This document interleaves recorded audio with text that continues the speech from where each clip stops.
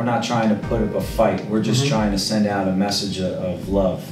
And we're not here to battle with anybody. And I think there's a no-win situation there. I just believe that love can heal anything. That's an amazing statement. So sometimes when you think about peace rallies, you have everyone yelling. Yeah, yelling and screaming. And they're fighting for peace. Right. So they're actually doing the opposite of what they want. Right. They should all go there and they should sit very, very quietly. How much more powerful would that be? If 1 million people showed up on the lawn in Washington for a cause and nobody said a word. Well, they did it for a week. I think it was in the 80s, and everyone meditated. Right. And the crime rate went down by, I believe, about 20% at that moment for about a month. You know, they didn't say anything, they just meditated. That's what it's all about. If everybody would just, you know, but shut up for a minute. You know, we'd have a much more peaceful world. So how did you teach your mind how to shut up? By telling it to shut up. By being aware. It's kind of like if I'm driving my car and somebody cuts me off and you react with rage, where's that? We know where that's going to lead. But if I'm driving my car and I'm aware of how I personally want to feel, I don't want to experience the feeling of rage. They cut me off. No big deal. I have to tell myself that. And I have to, if I have to, I need to give myself 5 or 10 reasons why it's not a good thing to do the rage reaction. So it's just being, you know, in the beginning, it was constant dialogue. I mean, even now I still have to do it. I'm not walking around, you know, 100% peaceful all the time, but I am very much aware of how my mind works and how it reacts to different things. So you're mentoring your mind on Absolutely. If I don't do it, who's going to do it? All right, so what are you then? If you're mentoring your mind on how to think? I'm my own teacher. We all are. We're all teachers. We're all doctors. We all have the ability to heal. I believe it. I'm right there with you. You know what I mean? So it's kind of like, what do you choose to do? It's a choice. You know, what life do you want to live? Do you want to live in peace? It's very easy to live in peace. Just think, I want to live in peace. And remind yourself, I want to live in peace, I want to live in peace. I don't care what you do. Do you have to put a sign up on the ceiling over your bed? Do you have to put it in the bathroom on the mirror? Do you have to put it in your car? Put reminders to remind yourself to think a certain way. Because at the end of the day, we're all the same. The only thing that's different between you and I is the way that we think. And maybe the color of our hair and the color of our eyes, or, you know, just those little things. But it's basically just about how you think, how you process things. You're absolutely right. My next question is, you were talking about, you know, those thoughts and mentoring your mind and teaching your mind how to think. And when you're having those reactionary thoughts, you know, and you start to say, you know, I just want peace, or I just want love. And then there's this kind of like box inside of you, that voice that's angry and says like, you know, F that, it's just angry. You know what I mean? It doesn't believe in what your mind's saying. What do you do with those feelings in that box? I sit with it. I analyze it. How do you sit with it? I watch it and I think about it, and then I say to myself, okay, why am I feeling this way? Where did that come from? What's the reason why my stomach feels the way that it does right now? So let me think about that for a little while. I didn't like the way that person just addressed me, or the way that they responded to something. Or it's like, you know, if I had like an expectation of somebody, you know, like that's one of the things that I've had to work on over the years, is expecting other people to be a certain way. Or if I was to share something with someone and they didn't respond the way that I expected them to respond, I would get a little frustrated and a little angry. But now I watch that, so I'm aware that, you know, everybody moves at their own pace and everyone's on their own journey, and everybody's going to get to that place eventually in time, because that's all we're all here, is just learning to love ourselves. we're on this journey of self-love, and then sharing that self-love with everything and everybody around you. So it's like I said, I mean, there's not really too much behind it. It's just being aware of it and sitting with it. It's like in sitting meditation, like you can train for those moments by yourself at home. So you could do sitting meditation, try to quiet your mind until there's no thought there at all. Focus on your breathing, visualizing light coming in through your body, being aware of your chakra systems and this energy field that's around you, feeling the temperature in the air in the room, being present, and then sitting, and then it's going to happen. It happens with everybody. Your mind will think about something. It could be about an experience you had on a playground in 6th grade, and you're like, why the heck am I thinking about, Jim, who I don't talk to ever. He's not a friend of mine, but I just thought about him. I wonder what that's all about. And then just kind of sit with it, and then go back to your breathing. So it's just being aware of what you're thinking and how you're reacting to it. Being available to those feelings, embracing them, and not running from them. Yeah, and it's okay. Whether you're happy or you're sad, it's just a part of the duality of what we are. That's a key mantra, I think, especially when you're feeling emotions. It's okay. I'm okay. Everything is okay.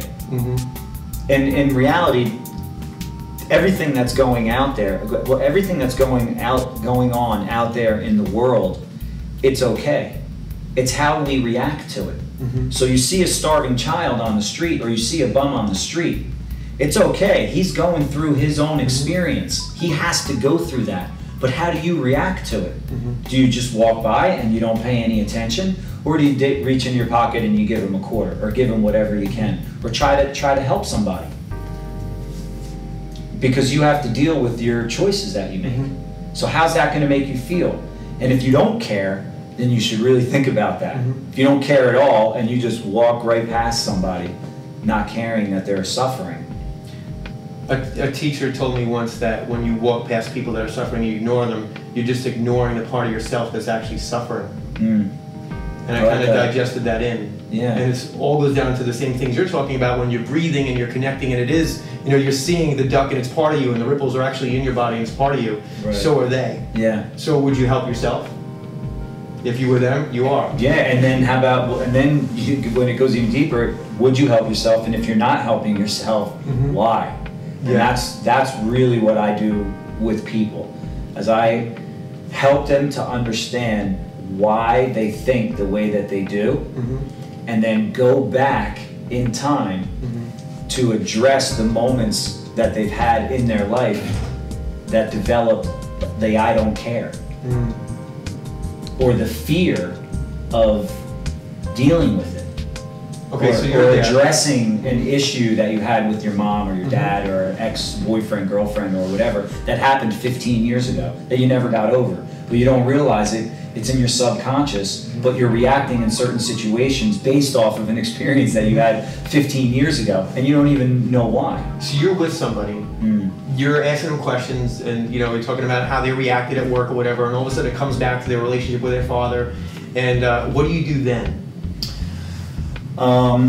Well, I let them know. Number one, I have to build up the trust with the individual. There has to be trust. They have to believe and know that I am not there to hurt them or take advantage of them in any way, because most people have been taken advantage of, and the trust has been broken in their life. So it's difficult for people to trust other people. But in a situation like that, when I'm working with somebody, once that trust is developed, I ask them to tell me their story. Let's talk about it. And there's going to be some cases where a lot of people, they don't talk about it. They're embarrassed, they're scared, or they're afraid that they're going to be judged, or that somebody's going to laugh at them, or because they've been laughed at, or made fun of, or bullied, or whatever the case is. So we start to peel the layers back, or get under the rock, lift the rock up. And it's just, interestingly enough, there's not really a formula behind it. It's just knowing this. It's incredibly comforting for an individual to know that somebody's sitting there with them and they care unconditionally. When I work with somebody, I let them know the reason why we're here together is because I really love you. You're a brother, you're a sister to me, and I want you, it means the world to me for you to be able to end your suffering. That makes me feel good, to know that you feel good and that you're happy. So when I have these conversations with people, most people are very surprised that's a reality. I'm surprised. But they feel it. Yeah. They feel it because I'm speaking truth to them. It all goes back to letting them know exactly who they are at a cellular level first, so they understand who they are and why they function the way that they do. See, I'm surprised because, you know, you had the real world, the grind, and, you know, I've heard some stories about where you've come from then, and this is where it's at. You know, the basic sharing of unconditional love and sitting with people when they're afraid of it and they're open to kind of unfold their heart right in front of you. That's amazing. And to sit with them. And that so beautiful. Is gorgeous. Yeah. I mean, I have some friends that I grew up with that I've known my whole life, and they don't share their stories with anybody. And I've had moments with these guys. These are guys, they're in their 40s, and they're definitely not the emotional, you know, tell their story. But when I work with them, or I have, and, you know, we're sitting in the sauna going through the program, and, you know, there's a moment of silence, and then all of a sudden they share, you know, something with me about something that happened with their mom or their dad, or something when they were a kid. I mean, that just fills me up inside, because I know that I'm able to bring that out in them, so that they can have some peace of mind. Their heart feels lighter. Yeah. That's the gift for me. Yeah, it feels more whole or complete. Yeah, and it just lights me up. That's a great thing to share. Lights me up, man. It all happened one day. I was in Miami. I was down in South Beach, you know, partying or whatever. I did my first grime workout video. And this girl came walking up to me middle of the night, probably 1 o'clock in the morning. And she saw me from across the street, and her whole face lit up. She came running over. By the time she crossed the street, she was filled with tears. And she said, "Eric, I want to thank you. I lost 40 pounds, and my life has changed." I never met her before. She just did the workout video, and she's like, "Thank you so much." And I was like, I did that for somebody? Well, I'm able to do that for somebody? And I didn't even realize that I did it. But that feeling that I got from that girl, that's what set me off to do this, and I continued to do it. But I was still working on myself at the same time. I was like, I know this is what I want to do with my life, but I got a lot of work to do on myself right now before I can get there. It's been a long journey. It's been a long journey. Blood, sweat, and tears.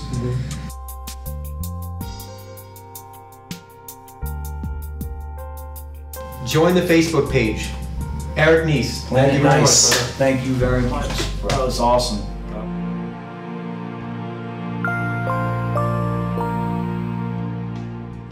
Yeah, that was surprising, man.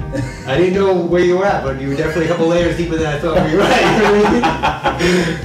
at.